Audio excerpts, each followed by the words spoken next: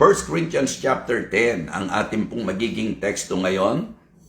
1 Corinthians chapter 10 verses 23 and 24. All things are lawful for me, but all things are not expedient. All things are lawful for me, but all things edify not.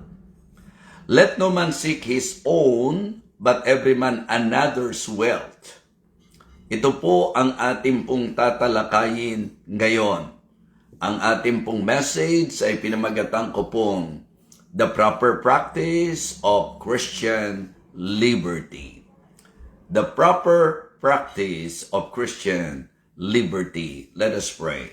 Dakilang Diyos, aming Panginoon, kami po'y nagpapasalamat muli sa pagkakataon na binigay mo upang kami po'y makapagsalo-salo sa iyong banal na salita. I pray, O Father, that you will again bless each and every one of us. Salamat po sa mga masugid na taga-subaybay at salamat din po sapagkat ang salita mo po ang aming nagiging gabay. Sa iyo ko po ay pinagkakatiwala, dakilang Diyos, ang magiging pagkilos muli. Alam ko po na marami sa aming mga taga-subaybay, ang marahil po ay nasa kanilang trabaho, nawa maging ang replay nito pong aming pong pagsasalo-salong ito ay maging pakinabang po para sa kanila. Lord, thank you sapagkat kahit magkakaiba kami ng oras, nagbibigay ka ng pagkakataon para lagit-lagi kami po ay makapag-aral. Ingatan mo rin po ang aking asawa sa kanyang flight ngayon. Ihatid mo po siya ng safe and sound sa aming pong bansa. And I pray na talagang mula po sa pag-alis dito hanggang sa lahat ng kanyang magiging lakbay, dakilang Diyos, iingatan mo po siya. Sa iyo po ko lubos nagtitiwala, aming Ama. Purihin ka, aming Panginoon Diyos. Muli po, pagpalain mo ang aming pagsasalo-salo sa pangalan po ng aming Panginoong Jesus. Amen. Amen. So, our topic is about Christian liberty, and we should appreciate ang katotohanan, the fact that we are actually free because of our Lord Jesus Christ. Yung totoong freedom, mga kapatid. Okay? So, yun po ang eksaktong naging kalagayan natin. Mula sa pagkabilanggo kay Satanas, mula sa pagkabilanggo sa kasalanan, mula po sa ating pagkaalipin, tayo po ay pinalaya ng Panginoon. At tayo po ay tinawag sa kalayaan. But here, in our text, we can see that the Apostle Paul cited a very beneficial point. Ang ibig ko pong sabihin, nagpunto po siya ng isang magandang maging usapin sa usapang mananampalataya at magkaroon tayo ng klarong unawa na sa pag-uusap sa tinatawag nating liberty, particularly Christian liberty, hindi po ito nangangahulugan na talagang gagawin natin. Hindi po ito freedom na gawin natin ang lahat ng gusto nating gawin, mga minamahal. Kundi ito po ay freedom to do what is wise, what is right, what is holy, what is loving, and what is glorifying to God. Yan po ang kakaibahan ng usapang Christian liberty. Hindi yung magawa at gawin ang lahat ng gustong gawin, kundi gawin ang mga bagay na tama at nakalulugod sa ating pong Panginoon. So, pakinggan po natin ang topic na ito sapagkat para sa akin po napakaganda na ang mga Kristiyano po ay mapaalalahanan sapagkat ang isang obvious problem ng maraming mga mananampalataya para pong ang kalayaan sa ating pong pagkaunawa ay ang gawin lang natin ang lahat ng gusto nating gawin. Mga kapatid, tayo po ay makinig mabuti at matuto sa ating pong magiging pagtalakay ngayong sandaling ito. Okay? Number 1, sa usapang practice ng freedom, we need to practice freedom with prudence. Ayan. We need to practice freedom with prudence. Okay? Ang sabi po ng talata, all things are lawful, but all things are not expedient. So lumalabas po mga kapatid na ang kalayaan nating pinag-uusapan ay dapat ito po ay govern ng tinatawag nating wisdom. Kumbaga, itatanong po natin, ito bang gagawin natin ay beneficial?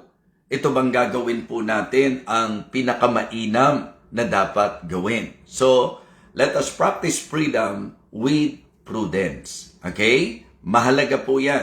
Halimbawa po, sa Ephesians chapter 5, hindi ba, ang sabi po ni Apostol Pablo sa verse number 15 and 16, "See then that ye walk circumspectly, not as fools, but as wise, redeeming the time because the days are evil." So, ang makikita nyo po, ang Ephesians chapter 5 ay may kinalaman po sa Christian walk. Kung papaano dapat lumakad ang mga Kristiyano. Dito ko po, kung matatandaan nyo na i-share, yung pong idea na walk in love, diba? Walk in the light, walk in the Lord's will, and walk in the Lord's wisdom. Diba? Mahalaga na ako po at ikaw ay lumalakad na may karunungan.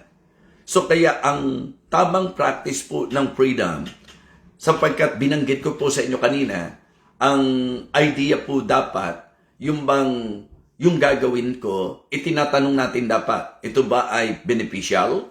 Ito ba ay talagang maayos, mainam? Ito ba ang masasabi nating pinakatamang pasya o tamang gawin? Yan po ang isang bagay na dapat maging paalala po sa atin. Kaya nga, ang sabi po niya, "See then that you walk circumspectly, not as fools, but as wise." Mga kapatid, hindi ba si Pablo po, nung sulatan po niya mga taga-Pilipos, doon sa chapter 1 and verse number 10, ang sabi niya, "That ye may approve," diba? "That ye may approve things that are excellent." Ang isang Kristiyano po, dapat talaga sa usapang hakbang, lakad, pamumuhay, dapat ang iniisip natin at ang talagang sinisikap natin ay ang magawa kung ano ang talagang pinakamainam. Napakahalaga po niyan. Yung diskresyon, yung wisdom, laging importante po. Siguro, yung pong sinabi rin po ni King Solomon sa Proverbs 3 and verse 21, ang sabi niya, "Keep sound wisdom and discretion." So mahalaga po na ang lahat ng bagay, kahit nga pagka dumadating ka sa mga pagsubok, hindi naman kasi kapag ka nalalagay ka sa mga sitwasyong mabibigat o kaya ang tawag natin dito, yung sinabi ni James, yung count it all joy when you fall into diverse temptations. Hindi naman po kapag tayo dumating doon sa punto na nagigipit tayo, nahihirapan tayo, na talagang parang yung atake sa buhay natin marami, basta na lang. Gagawin natin lahat ng gusto natin. No. Kaya nga ang payo po niya, "If any of you lack wisdom," James 1:5, di po ba? "If any of you lack wisdom, let him ask of God, that giveth to all men liberally, and upbraideth not, and it shall be given him." So makikita nyo po na kahit na may kalayaan ang Kristiyano, sa usapan ng Christian liberty, it is good to be reminded na talagang hindi lahat ng bagay ay pinapayagan. Hindi lahat ng mga masasabi nating magagawa natin ay magiging kapaki-pakinabang. Kaya dapat maging maingat po tayo. So, let us practice freedom with prudence. Okay? Ikalawa po, we need to practice freedom with purity. Kasi ang ginamit na salita doon, ang sabi, edify not. Balikan po natin yung sinabi nung talata sa verse number 23. Ang sabi, "All things are lawful for me, but all things are not expedient.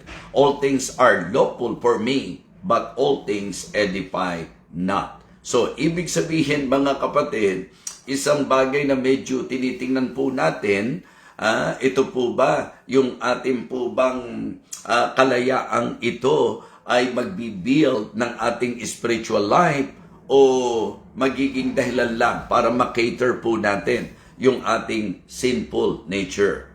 Makakalago ba? Makakatibay ba? Okay? Yun po ang magandang takbo ng pag-iisip po natin. Naalala niyo po yung sinabi ni Paul nung sulatan niya yung mga taga-Galatia? Ang sabi niya, okay, tinawag tayo sa kalayaan. Pero ang sabi niya, only use not liberty for an occasion to the flesh.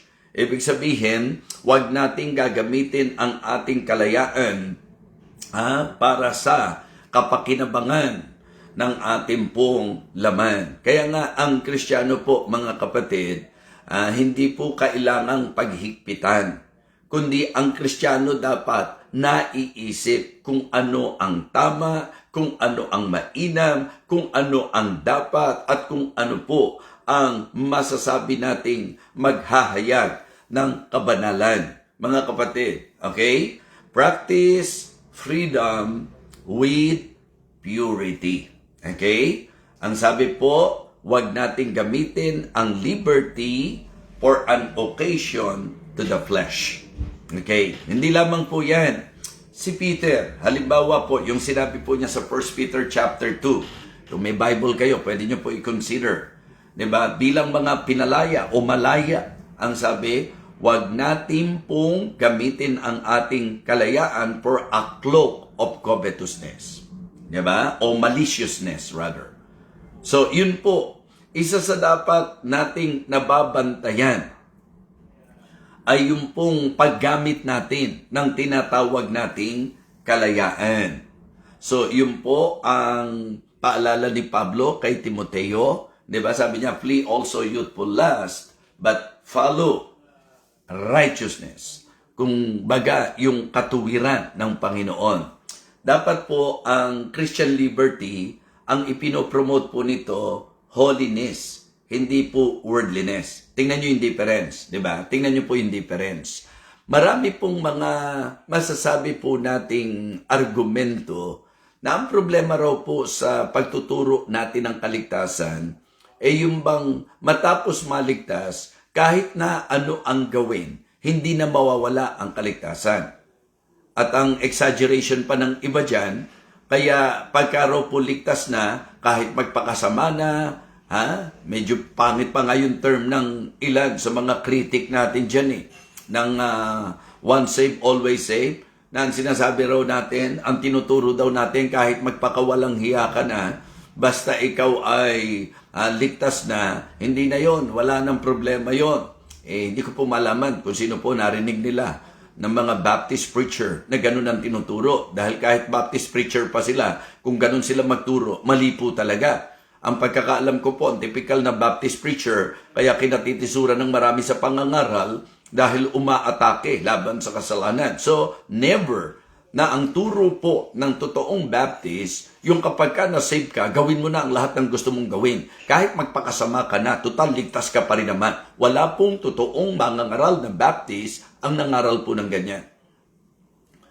Okay? Uulitin ko po, ang typical na Baptist preacher, kahit katisuran mo, ipapangaral yung pong mga laban sa kasalanan, sapagkat ang tunay na ligtas ay hindi mga ngatwiran na kahit na siya'y magpakasama, total ligtas naman siya. Hindi naman mawawala ang kaligtasan niya. Walang totoong ligtas at matinong Kristiyano na ganyan ang magiging katwiran. So kaya mga kapatid, ang ating ipinupunto, pag ikaw ay Kristiyano, pinalaya ka, pero ang Christian liberty ay hindi nagpo-promote ng tinatawag nating worldliness, kundi ang kanyang ipinupromote ay ang kabanalan. So, importante po na tayo po, mga kapatid, sa usapan po ng ating pong pagkakristyano, sa usapang kalayaan, una po, practice freedom with prudence.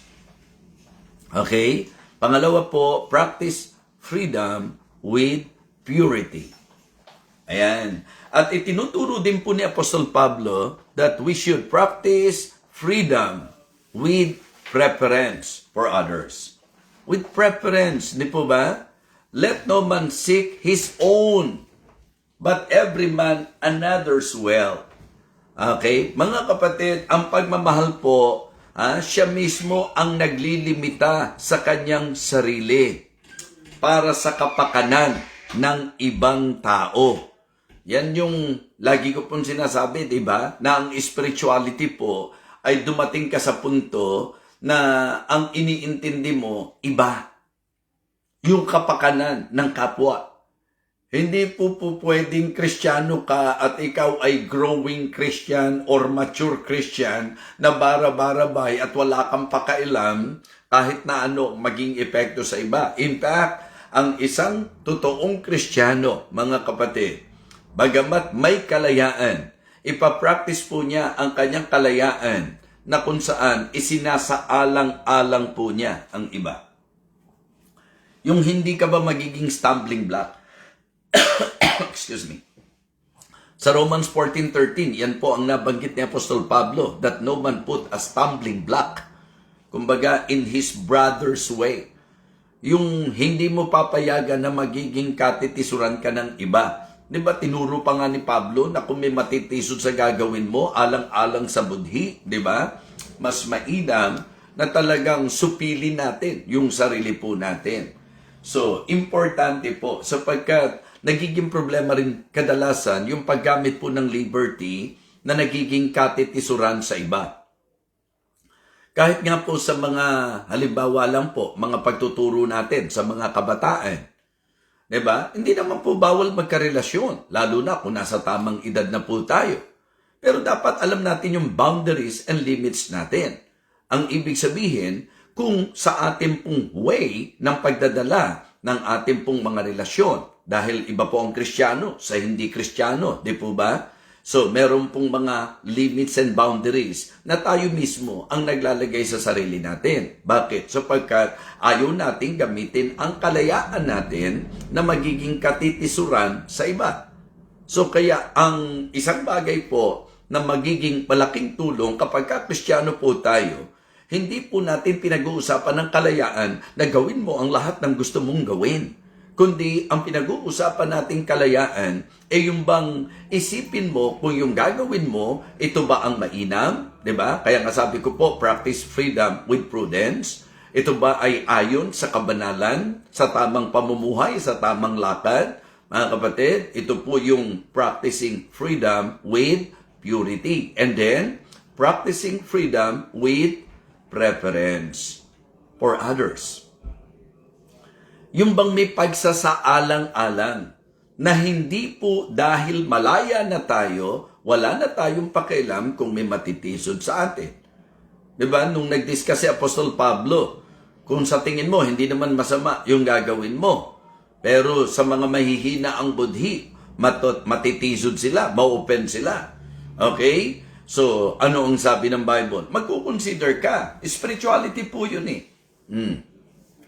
Kaya nga, yung pagsasaalang-alang sa ating pong kapatid, sa ating kapwa, makatutulong yan. Kaya for me, ang ganda po nung principle and even practice and concept na itinuturo ni Apostol Pablo sa usapan po ng Christian liberty. Mga kapatid, maging kung paano natin ituturing ang iba, di ba? Ang sabi po ng Philippians chapter 2 verses 3 and 4, but in lowliness of mind, let it esteem other better than themselves. And then, malinaw din po sa Romans chapter 15 and verse number 2, let every one of us please his neighbor for his good to edification. So, kaya ulitin ko po ho, pinag-uusapan natin yung kalayaan natin bilang mga Kristiyano. Pero dahil Kristiyano nga po tayo, may mga considerations po tayo, and maganda na ma-realize po natin sa ating pagtalakay ngayon ng usapang freedom sa kontekstong Kristiyano dapat with prudence. Ang practice natin ng freedom dapat with prudence, with purity, and with preference. Kumbaga, itanong natin, mga kapatid, ito ba'y makapagpapalakas sa aking kapwa, sa aking kapatid sa Panginoon, o magiging dahilan ng pagkakatisod? Okay? So, yun po mga kapatid. For me, it takes spirituality para po sa application nito. Na talagang yung kalayaan mo, yung bang magpapasya ka at hahakbang ka at gagawa ka ng mga bagay na may pagsasaalang-alang. Ito ba ay mainam? Ito ba ang mabuti? Ito ba ang tama? Ito ba ay may kabanalan? Ito ba ay ayon sa kalooban ng Panginoon? At ito ba ay makapagpapatibay sa mga kapatid? Ito ba ay magiging katitisuran? Di ba? Ganyan ang takbo ng isip ng bawat isa dapat bilang Kristiyano. Okay? And then, practice prudence or practice freedom with purpose. Diba? Or pwede rin with praise. Diba? Practice freedom with purpose or with praise. Kasi ang gusto ko pong kuning salita doon, yung bang idea mga kapatid, na sinabi ni Pablo sa mga taga-Korinto, whether therefore you eat or you drink or whatsoever you do all, diba? To the glory of God. Kumbaga, ang ultimate purpose dapat ng Christian liberty is to please and to glorify God. Yun dapat.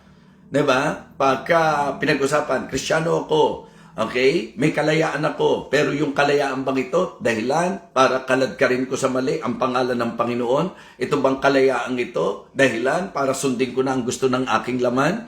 Ang kalayaan bang ito ay dahilan para ako po ay mabuhay sa lahat ng aking sariling kagustuhan? At ang kalayaan bang ito ay talagang hindi na para isipin ko kung ano ang makabubuti, kung ano ang mainam? Mga kapatid, napakagandang konsepto na dapat natin pong i-apply. Make sure that in everything, diba? Yes, we are free. Because tinawag tayo sa kalayaan. Pero wag daw po natin gamitin ito sa pangsarili lang. Wag natin gamitin ito sa laman. Wag natin gamitin ito nang wala tayong pakialam sa iba. At lalong, dapat malinaw po sa atin na ang kalayaan mo ay dapat maging ayon sa kapurihan ng ating Panginoon. Kasi malinaw naman ang turo ng Bible. Diba? So kaya for me, kung paano pong may mga talata sa Biblia katulad sa mga mananampalataya sa Colossians chapter 3 verse number 17, di ba? Whatsoever you do, anong sabi? Do all in the name of the Lord Jesus. Tapos paalala rin, dahil ito po madalas nating nagagamit, mga Kristiyano tayo, anong sabi? Let your light so shine before men that they may see your good works and glorify your Father which is in heaven. So, ang Kristiyano po'y tinawag sa kalayaan, pero dito po sa ating pong makikita na itinuturo ni Apostol Pablo na for me, ang kaalinsabay ng tamang paggamit ng kalayaan ay ang espiritualidad. Kasi tingnan nyo po yung words, di ba? Nasabi ni Pablo, all things are lawful for me. Okay? But all things are not expedient. All things are lawful for me, but all things edify not. So yung pa lang po, mga kapatid, naglilid na sa atin sa idea na oo, malaya ka nga. Pero teka, diba? Kasi ang sabi, but all things are not expedient. Meron pong mga, kahit malaya tayo, alam nating bilang Kristiyano, hindi para sa atin o hindi dapat. Diba? Malaya tayo mga kapatid, pero pinag-iisipan natin, makakatibay ba? Makakatulong ba? Makapagpapalakas ba? O magiging katitisuran? Yun po, as simple as that mga kapatid. Ganun kasimple po na dapat nating maitake yung sinabi po ni Apostol Pablo. Kasi medyo pagka binasa mo lang at hindi mo lalapatan ng understanding, parang nakakalito naman itong sinasabi ni Apostol Pablo. Simpleng-simple po ang sinasabi niya. Kung tutusin, walang kahit sino na dapat magdikta sa kanya dahil malaya siya. Pero sa usapang Kristiyano, sa kontekstong Kristiyano, teka, malaya nga ako. Pero ang tanong, mapupuri ko ba ang Panginoon sa gagawin ko? Malulwalhati ko ba siya sa gagawin ko? Hindi ba ako magiging katitisuran sa iba? Hindi ba dahil sa gagawin kong ito, kung ano-ano ang mga pupwedeng mangyaring kaisipan ng mga tao? Hindi ba magdadala sa kanila ito sa kasalanan? Hindi ba ito magiging dahilan para sa kanilang katitisuran? Ito ay hindi ba labag sa batas ng kabanalan? At ito ba ang mainam, mabuti at ang pinaka matalinong desisyon na gagawin ko? So mga kapatid, yun po ang gusto kong madama nyo sa sulat ni Apostol Pablo. Kaya nga si Apostle Paul, masasabi natin, na talagang naging very useful Diba? I can say mga kapatid, siya po ay isa sa Kristiyano na nakapagpatibay ng napakaraming mananampalataya. Sabi ko nga, halimbawa lang po, Hindi ba kung tutusin, oras ko?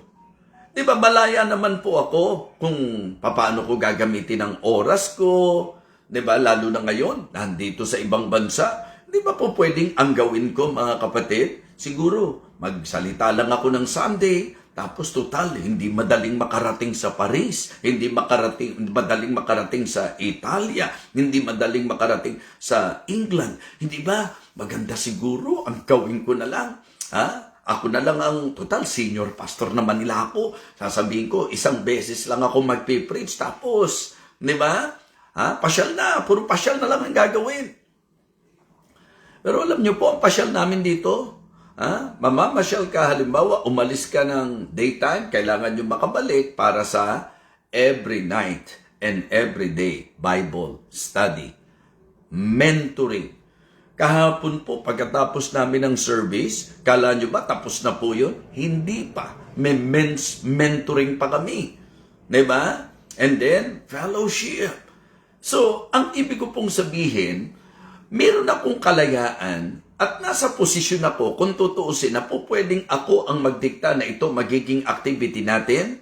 But listen, isipin nyo po, yun nga lang minsan, pagka nakita sa picture, ang ganda ng pinuntahan nila. Di ba? Talagang si BFDB, pasyal lang ng pasyal. Subukan nyo po. Subukan nyo po. Like for example, ngayon, di ba? Si Doc Emerson Cruz, si Pastor Elmer, ay kundi po ako hihiwalay po sa kanila sa mga tinatrabaho ko po, mga kapatid, pati sila maapektuhan. Pati sila baka mahirapang matulog. Alam niyo po bang kung tutuusin, kaya ko po sanang mag-believer's breakfast kapag umaga dyan sa Pilipinas, pero nasa mga alas 11 na po dito yun eh. Pagkagaling po namin sa mga ministeryo, medyo atin-atin lang, pagod rin po ang biyahe mga kapatid. Kaso iniisip ko kung sarili ko lang iintindihin ko, di ba? Di kahit na, sorry sa term kahit na madistorbo ko sila, magambala ko sila, ganun po ba? Samantalang ang salita naman ng Diyos, hindi naman obligadong sa umaga, doon lang siya makapangyarihan, magagamit naman po, katulad ngayon. Magpe-prepare na po kami, dahil si Ma'am Maris niyo po ay lilipad. So, ang ibig ko pong sabihin, kahit may kalayaan ka, iisipin mo, ano ba yung mainam? Ano ba yung mabuti? Okay? Ano ba yung ayon sa kalooban ng Diyos, ayon sa kabanalan? Ano ba yung magiging tibay at encouragement ng mga nasa paligid mo? At ano naman yung makakatisod sa kanila? May mga Kristiyano po kasi wala kung pakialam. Matisod sila, kung matitisod sila. Paalala, liwanag tayo ng sanglibutang ito. At ang kalooban ng Panginoon, maging kalakasan tayo ng bawat isa. Hindi ba? Matuto tayong magsaalang-alang ng mga kapatiran natin. At ang Bible po nagsasabi na talagang lahat ng gagawin natin dapat maging sa kaluwalhatian ng Diyos. Okay? Malaya ka. Di po ba? Pero yung kalayaan mo ba, kapuri-puri sa Diyos? Yung paggamit mo ba ng kalayaan, ito ba'y nakapagbibigay lugod sa Panginoon? So kaya importante po di ba? Na sa lahat ng bagay, that in all things, mga kapatid, mag-glorify natin ang ating Panginoong Jesucristo. Kumbaga, ang idea po, yung parang sinabi rin ni Paul, na talagang dapat sa usaping buhay natin, lahat dapat for Him, and through Him, and to Him, yun daw po, are all things to whom be glory forever. So kaya, mga kapatid, mga minamahal, sa ating pong naging pagtuturo ngayon, maganda po na ma-appreciate natin. Freedom? Yes. May kalayaan po tayo. But it is still good na natutunan po natin na bilang mga Kristiyano, ang usapang kalayaan sa kontekstong Kristiyano, dapat po pinapractice natin ito with prudence, with purity, with preference, and with purpose and praise. Dapat ginagawa natin ito ng may kapurihan sa Panginoon at gagawin natin na ang layunin natin papurihan ang ating Panginoon. Kaya po, hindi po pala inaayunan ng Bible, yung mga Kristiyanong wala akong pakialam. Ano man ang sabihin nila, ano man ang maging epekto sa kanila, wala akong pakialam. Hindi po pala yan. Sinasang-ayunan ng Bible sa usapan ng kalayaan. And even Paul, without anyone dictating him, it is just his spirituality that brought him to that realization na kahit lahat, kung tutuusin, malaya po siya, pero hindi lahat dapat. Okay? Hindi lahat nakatutulong, hindi lahat makabubuti. Kaya ang isang magandang pagtuturo na ginawa ng salita ng Diyos sa atin ngayon ay ang paggamit ng tama sa kalayaang meron tayo bilang Kristiyano. Na dapat ang kalayaan po natin ay magdadala sa atin sa pagpapasyang tama, okay? Sa paggawa ng mga bagay, kung ano ang mainam, kung ano ang makabubuti, kung ano ang may katuwiran, yan po dapat. Diba? Dapat yung hakbang natin bilang Kristiyano, malaya tayo, pero hindi po ito para mag-cater sa ating pong sinful nature. Yung kalayaan natin hindi dapat magdala sa atin sa pagkakasala. Diba? So, yun po. Maganda lang po talaga kasi na ma-reach ng mga Kristiyano yung level na hindi kailangang utusan, hindi kailangang higpitan, kundi sa kanilang espiritualidad, matututunan na gamitin ang kalayaan. Kaya nga, pagka po magpa-practice tayo ng freedom na meron tayo, iisipin nyo po, hindi kaya matisod sila sa akin? Hindi kaya maging katitisuran sa kanila yung aking, di ba, paggamit ng kalayaan?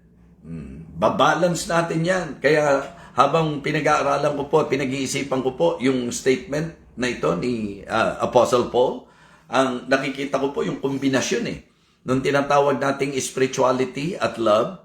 Yes, spirituality kasi ang isang taong spiritual talagang hindi po basta gagawa ng isang bagay. Talagang pag-iisipan niya yan. Mainam ba ito? May kabanalan ba ito? Makakalakas ba ito sa iba? Makapupuri ba ito sa Panginoon? So, yun po mga kapatid. Dapat ang ating pong freedom magamit ng tama. Kaya nga ang itinitle ko po, diba? The proper practice sa tinatawag nating Christian liberty. Yung tama na pag-a-apply natin at paggamit natin ng ating pong kalayaan. Mga kapatid, practice freedom with prudence, with purity. Okay? With preference and with purpose. Okay. With prudence, choose what is wise. Diba? So, with purity, choose what is holy. Okay? Sa preference, choose what benefits others. Diba? And then, so with purpose, choose what pleases or glorifies God. Yun ho dapat. Kaya, nawa mga kapatid, inyo pong na-appreciate ang ating pong gagamitin ko yung salitang singit na oras. Kasi nga po, ihahatid na po namin si Ma'am Maris po ninyo, natatansya ko po, nakakayanin pa. Kaya po, nagbigay pansin po tayo, wala kayong utos sa akin, wala kayong bata sa akin, na kailangan araw-araw mag-share ako. Okay? I am doing this with all my heart because I am thinking of the welfare of others. Ibig sabihin, iniisip ko po yung kapakanan ng iba. At gusto ko rin po na yung time, hindi siya masayang. Okay? Sapagkat kahit naman hindi ako mag-share sa inyo, lilipas pa rin ang time. Pero ang maganda, lumilipas ang time na mayroon pong kapakinabangan. At hihiling ko rin po sa inyo, pakisama natin patuloy sa prayer ang mama po ni Mami Maan. Talagang sa kalooban po ng Diyos tayo, nang ahawakan ng nagtitiwala. So, ipanalangin po nating patuloy ang kanya pong mahal na nanay. So, again, mga kapatid, I hope na tayo po'y naturuan yung pong tamang practice ng Christian liberty. Kung Kristiyano tayo, napakahalaga po nito. Okay?